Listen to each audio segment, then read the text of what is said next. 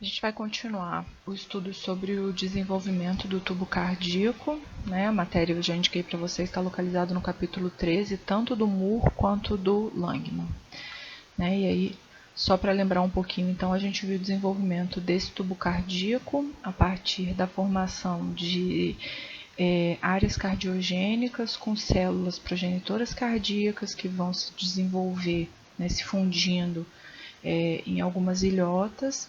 A gente viu que bilateralmente as ilhotas se fundem ainda formando as aortas dorsais e que com o desenvolvimento dos dobramentos corporais, com a formação dessas pregas laterais, acontece uma fusão na região caudal, exceto nas extremidades mais caudais, formando o tubo cardíaco, né? Um tubo expandido contínuo com revestimento endotelial e uma camada miocárdica externa, né, que a gente pode ver aqui nesse esquema.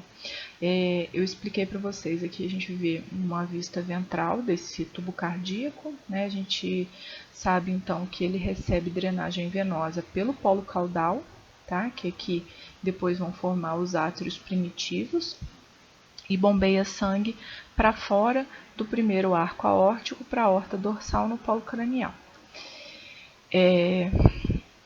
Um detalhe é que essa estrutura de coração, quando se forma aqui dentro dessa cavidade pericárdica, ele fica comunicado com a parede através desse mesocárdio dorsal, né? Essa membraninha aqui que mantém o coração, né, ancorado na parede da cavidade pericárdica. E esse mesocárdio dorsal depois, dá para vocês verem ele aqui na foto também, ele vai desaparecer. E aí os dois lados dessa cavidade pericárdica que a gente vê aqui vão ficar diretamente comunicados, né? Não fica mais nada aqui entre esses dois lados da cavidade pericárdica. E aí no lugar aqui do mesocárdio, depois que ele desaparece, fica um espaço, ou seja, um seio. E aí esse seio é chamado de seio pericárdico transverso, né? O revestimento do tubo cardíaco é um revestimento endotelial e essas células endoteliais vão secretar uma matriz extracelular, que vocês podem ver que já está presente aqui, que é o que a gente chama de geleia cardíaca, que acaba separando essa camada endotelial, esse revestimento endotelial do subcardíaco, do tecido do miocárdio. Tá? Na estrutura final do coração, essa camada aqui que a gente chama de geleia cardíaca, ou seja, essa matriz extracelular, que na verdade depois vai virar uma camadinha mais fininha de tecido conjuntivo, forma a camada subendotelial da parede do coração. Tá? Além disso, durante esse desenvolvimento, existe uma migração de células do seio venoso, que é a porção caudal, aqui que eu estava mostrando para vocês, tá? A região que recebe o sangue. Essas células vão migrar por cima aqui da parede do coração, do tubo cardíaco, formando um revestimento externo. Esse revestimento externo vai formar o epicárdio ou pericárdio visceral. Então, a partir dessa fase, a gente observa que esse tubo cardíaco vai apresentar 3 camadas na sua parede: o endocárdio, o miocárdio e o epicárdio. Aqui na figura, a gente ainda destaca um pouquinho dessa estrutura durante a fusão bilateral. A gente vê a estrutura do tubo cardíaco localizado dentro da cavidade pericárdica, com essa conexão com a parede através do mesocárdio dorsal.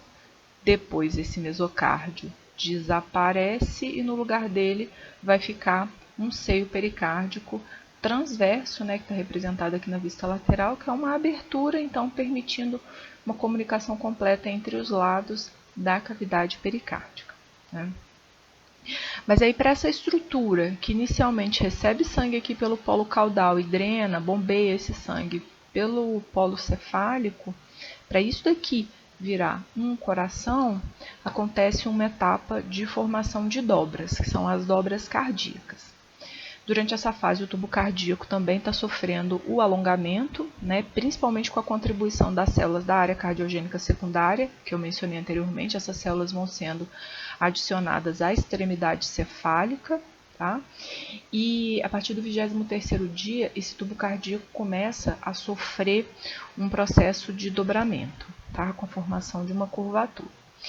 E durante essa fase, a porção mais cefálica do coração, né, que é essa região superior aqui, vai sofrendo um dobramento em direção à região ventral, caudal e para a direita, tá? A direita do indivíduo, do dono do coração. Daqui a pouco eu vou mostrar para vocês isso daqui com vista anterior. E a porção caudal, né, que é a região atrial primitiva, vai sofrendo um dobramento dorsocranial, né, as setinhas aqui estão indicando o movimento, para a esquerda. E aí, durante o desenvolvimento dessas duas dobras, essa estrutura que vai sendo dobrada ventrocaudalmente para a direita e essa porção caudal que vai sendo dobrada dorsocranialmente para a esquerda, né, forma-se essa dobra cardíaca que vai se completar no 28º dia. E é interessante ressaltar que essa linha pontilhada aqui está demarcando o espaço da cavidade pericárdica. E aí a gente pode ver que os átrios, né, no caso aqui um átrio primitivo, que não fazia parte do espaço delimitado pela cavidade pericárdica, passa então a ser contido dentro da cavidade pericárdica também.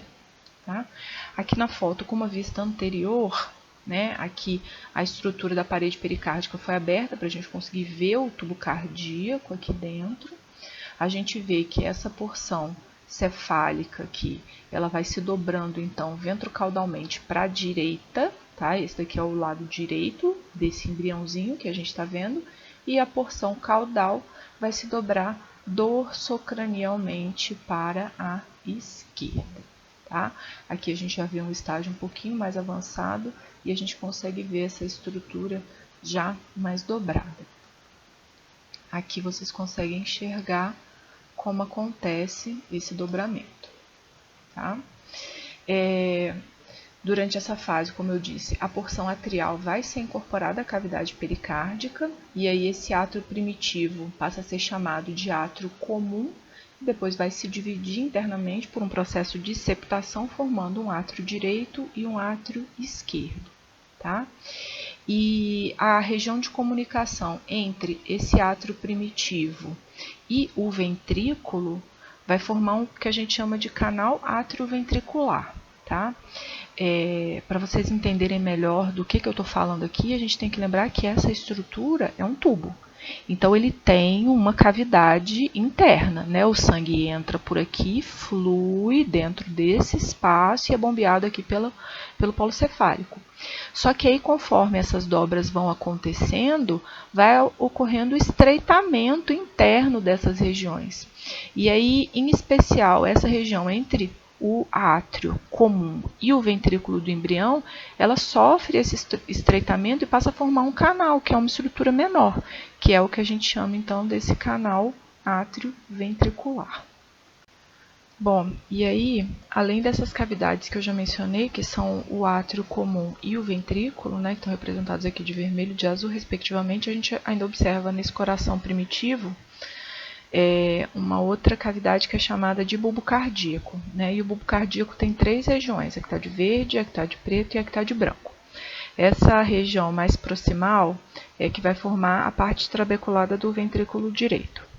Essa parte média, né, que está representada de preto, vai formar o cone cardíaco, que forma o trato de saída do ventrículo direito e do ventrículo esquerdo. E a porção mais distal, que é chamada de tronco arterioso, vai formar as raízes e a parte proximal da aorta e da artéria pulmonar, que são os 2 vasos que drenam o sangue dos 2 ventrículos, né? A aorta que drena o sangue do ventrículo esquerdo e a artéria pulmonar que drena o sangue do ventrículo direito. Como eu falei daquele canal entre átrio primitivo e o ventrículo, a formação da dobra aqui entre o ventrículo e o bulbo, né, internamente, essa cavidade também sofre um estreitamento e forma um forame interventricular primário. Tá? Por que é forame interventricular? Porque essa parte proximal do bulbo contribui para a formação do ventrículo direito. Tá? Então, essa estrutura que é o ventrículo primitivo aqui vai formar a maior parte do ventrículo esquerdo. Tá joia?